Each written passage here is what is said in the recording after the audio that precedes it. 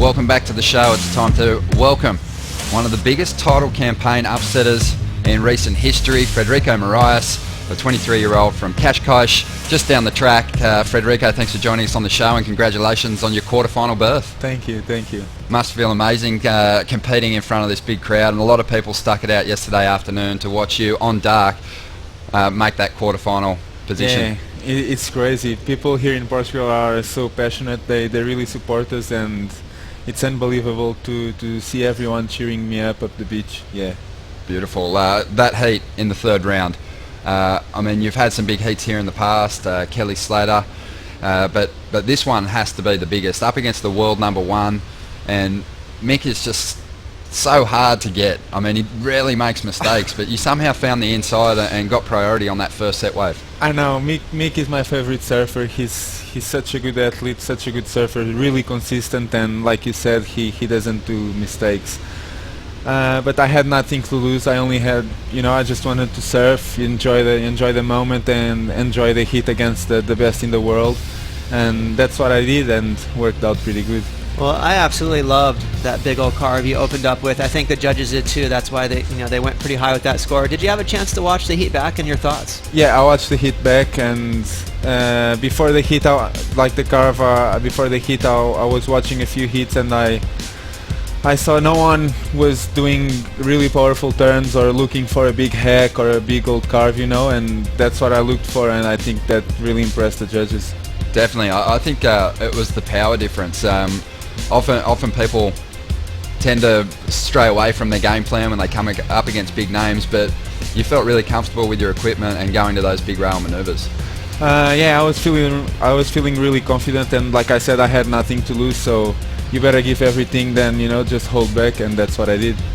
And that's pretty refreshing too, because we see big points be rewarded for big airs, which is cool. But it's nice to see that it's equaled out with some power surfing as well. Yeah, true. I love to do airs, and I've been working on my air game.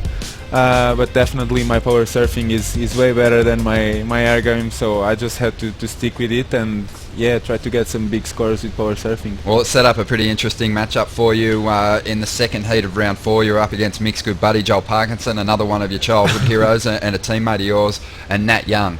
How did you reset after beating Fanning and the adrenaline that was charging through your body and get ready for that battle? I'm lucky I had Doug Marsh with me, and he's used to this. He used to a WCT event, to getting through heats, and he calmed me down and talked to me, and I knew it was going to be a really hard hit. Like, Nat Young is really consistent, Parko as well. There weren't many waves in the heat, and you really had to choose the best waves and to make the most out of it, and it worked good. Sure did. You found this gem of a wave for a big barrel at the start, another 913 opener. That must have felt amazing. What I wanted to ask you was, even though this is a shifty sandbar and really it's kind of anyone's game if you're in the right place at the right time, do you think there is an advantage for local knowledge? I think yes, because I surf here a lot. Whenever it gets good or there's fun waves, we come up here from Cascais, and I think that helps me a lot. Even just going with my gut, and that's an advantage, I guess. And if you were able to make it through the next few heats and go on to win, do you think that would change the trajectory of your life? I mean, obviously it'd be a huge victory, but I know you're trying to get work done on a QS, but what would that mean, taking this event out? I don't know. I haven't thought about that, and I wanna do hit by hit. So if I get a victory, I don't know. I'll see how I'm feeling. But stay focused. Yeah, I'll be really happy, I guess. I'll tell you one person who'll be buzzing is your dad. That was one of my favourite moments from yesterday when he embraced you after you cracked the quarterfinals. I think we got some footage of it here. What did your dad say to you?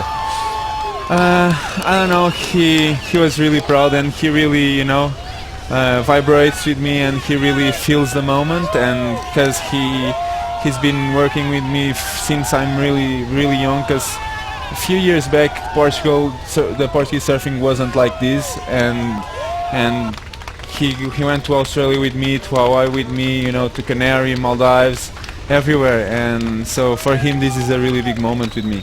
Yeah, I love that vision. We're seeing some of that now. It's amazing to think that no Portuguese surfer in the past, Tiago spent a number of years trying to have a crack at a big win here, and maybe the pressure of being the hometown hero got to him a little bit. What did Tiago say to you after you cracked the quarterfinals? Oh, he gave me a hug and congratulated me. It's it's hard because I bet he's really proud of me, but at the same time it must be hard. But we've been traveling forever, and he's like an older brother to me, so I guess it means a lot. Oh, that's beautiful. Now, your position on the QS, you're in 55th place. You've had success in Hawaii before. There's 3 big events coming up. You've finaled at Sunset, a couple of quarters at Haleiwa, I think. What's your focus from here on in? How are you going to get the job done and arrive on the CT full time? My focus is to qualify. I know it's a really ambitious goal right now, but it's possible. So I'm gonna fight for it. Well, one thing I love about your surfing is it shows that the waves are good in Portugal. You got that great base where you have the power, but that you can also mix it up with airs. That shows, to me, a testament of how good the waves are in Portugal. So I think like the lid could really get ripped off for not only yourself, but there are a bunch of guys that could go through the QS ranks. Oh yeah, you've got really good surfers in Portugal, and you have some of the best waves in the world here in Portugal. You've got long point breaks, right and left, slabs, fun beach breaks, So you've got every kind of waves, and I think it's just a matter of time that you see, more Portuguese surfers coming up the rankings. Can you tell me where this spot is? Oh, this is I in wouldn't mind Algarve. checking out some of these waves while we're here. This is in Algarve. This is here. This is Super Tubes.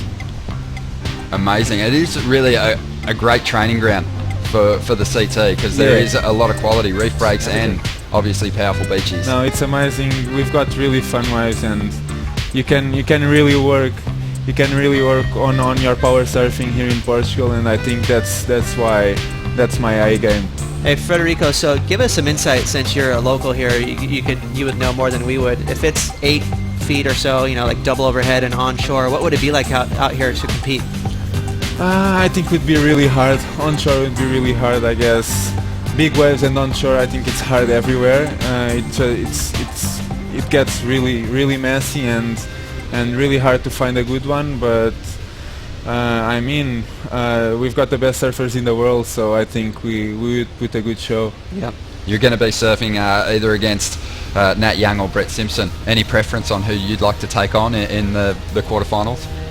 No, every surfer that it's here, he's an amazing surfer. Everyone surfs amazing, and I think if you want to get to the final or go further, you need to win whoever, So that's my focus. My focus is on the water, not on the surfer I'm gonna surf against. Well, we're going to be watching you closely. The crowd is going to be cheering you on, Federico. Best of luck in the event. Thank you. Yeah, Thank you, guys. Good And morning. thanks for coming on the show. Well, make sure you tune in again, because at 9 a.m. we'll have a WSL update. We'll find out if we're going to get round 4 back underway on day 7 here at the Montreal Pro Portugal.